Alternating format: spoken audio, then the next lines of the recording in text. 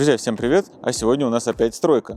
Поставил пока на паузу свой хозблок и бытовку. Там предстоит отделка фасада, но ждем теплого времени года. И чтобы не терять время зря, я решил осуществить проект, который давно задумал. Это мини-баня. Этот проект я подглядел у какого-то иностранца, но все, в принципе, я перерисовал сам. Некоторое время делал чертеж и вот готов приступить уже непосредственно к стройке. Хочу более-менее подробно показать весь процесс строительства. Первое, о чем стоит задуматься при такой постройке, на каком фундаменте она будет стоять. Но, в принципе, в моем случае выбора не особо много. Это либо цементные блоки, либо свайно-винтовой фундамент. В принципе, такая постройка, а размеры у нее 3х4, и она достаточно легкая, стояла бы хорошо и на цементных блоках.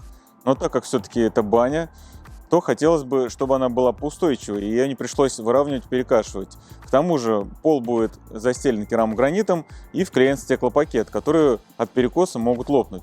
Поэтому, как вы видите, я выбрал свайно-винтовой фундамент. Просто я не совсем понимал, как я буду их крутить, поэтому попросил товарища помочь мне с этим. К тому же он их крутил уже очень много, именно таким способом. Нанимать кого-то на закрутку 9,76 свай мне показалось бессмысленным. Хорошая фирма даже не поедет на такой объем, а по объявлению непонятно кто приедет и закрутит непонятно как. А тут мы сами, да, тяжко, но зато ровно. Потратили на закрутку около 4 часов. На следующий день я уже один отпилил по уровню сваи. Для удобства разметки окружности можно воспользоваться любой лентой, обхватив сваю вокруг так, чтобы лента полностью сошлась. Тогда получается ровная разметка. Ну а спиливается все легко, обычной болгаркой.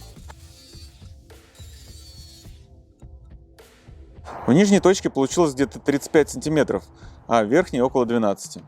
Обязательно в сваи засыпаем сухую смесь.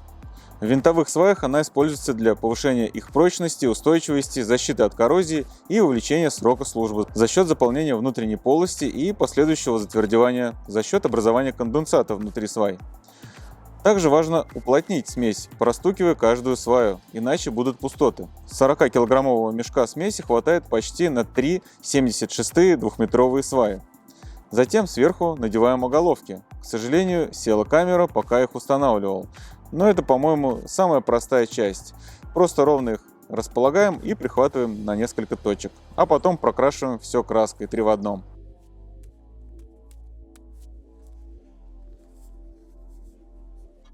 Теперь по чертежу просто напиливаю доски для обвязки свай. Кстати, он уже доступен для скачивания в моем телеграм-канале. Имейте в виду, я вношу в него изменения по мере продвижения стройки, так как иногда на месте я вижу, что лучше сделать не как в чертеже. Рисую сам и строю сам. И делюсь с вами. Так что переходите и подписывайтесь. Там уже есть чертеж хозблока 6х3 и бытовки 6х2,4. Пилю все ручной циркулярной пилой с угольником. Доску использовал естественной влажности. Старался выбирать более-менее сухую, но все равно ЕВшка есть ЕВшка. Заказывать в хорошем месте сухую строганную доску выходит дорого, потому что доставка. И так как очень мало объема, то это не очень выгодно. И брать по месту очень дорого, в 2 раза дороже обычной. Поэтому работаю с тем, что есть. Монтирую обвязку свай или ростверк, который связывает все сваи между собой, делая единое основание. Постройка небольшая, поэтому делаю обвязку из 2 досок. Соединяю все, стыкую в углах елочкой. Собираю все на саморезы 6х90. Потом это все пробью 90-ми ершонными гвоздями. Вот, например, такой ростверк из 2 досок 50 на 150 нужно пробивать 3 гвоздями каждые 50 см.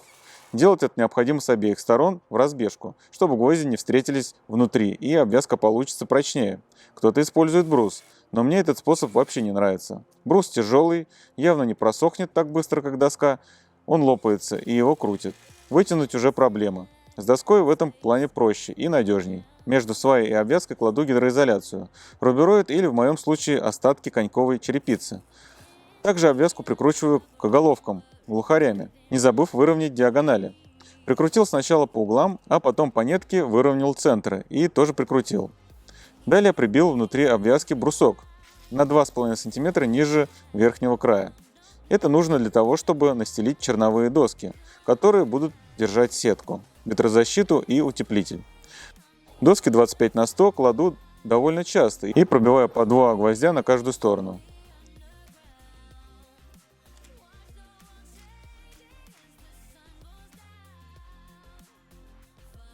Желательно, чтобы на центр досок попадал край сетки от грызунов, чтобы она не топорщилась и не пришлось делать сильный нахлест. Сетку фиксирую скобами. Далее на сетку буду укладывать влаговетрозащиту. Буду использовать мембрану Knauf защита от влаги и ветра. В рулоне 60 квадратных метров мне как раз хватит. Данная мембрана трехслойная, материал высокой прочности, состоящая из микропористого водонепроницаемого слоя, скрепленного с двух сторон нетканным полипропиленовым полотном. Высокая паропроницаемость способствует выходу из строительной конструкции излишней влаги. Кладут такой материал для того, чтобы влага не попала в утеплитель с улицы, а из утеплителя, если она там как-то окажется, спокойно выходила. У меня влага образуется от досок, так как они подсохнут. Вот тут-то и должна работать мембрана. Далее сверху на ростверк по контуру собираю коробку из той же доски 50 на 150. Делаю это с перевязкой стыков. Далее в этой коробке можно уже монтировать лаги пола. Расстояние между лагами сократил с классических 590 мм до 390 мм. Это дополнительное усиление, так как будет стоять тяжелая печь, да и батутит будет меньше. На пол потом планирую постелить квикдек 22 мм.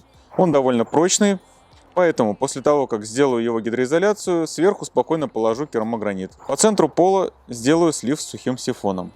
Между крайних двух лаг добавляю бриджи или проставки, для того, чтобы будущая стена опиралась на них. Монтирую их с промежутком 590 мм. Собирается все легко, как конструктор. В одного такую постройку делать несложно. Кого смущает то, что в торец доски крутится саморез, сразу говорю, что далее пробивается все гвоздями, чуть ли не со всех сторон.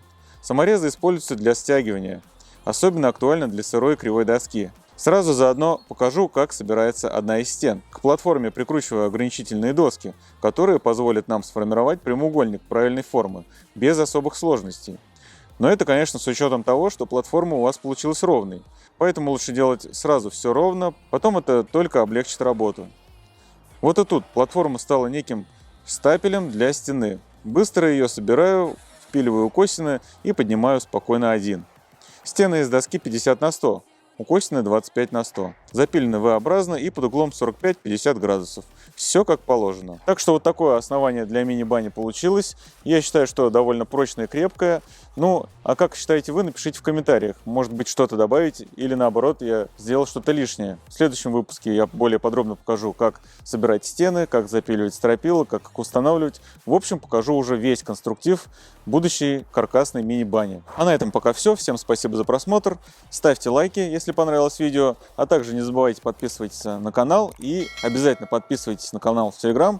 Там много полезного и интересного, есть готовый чертеж, а также уже есть видео с готовым каркасом. Так что, кому интересно, переходите и смотрите. Всем спасибо за просмотр и до новых встреч!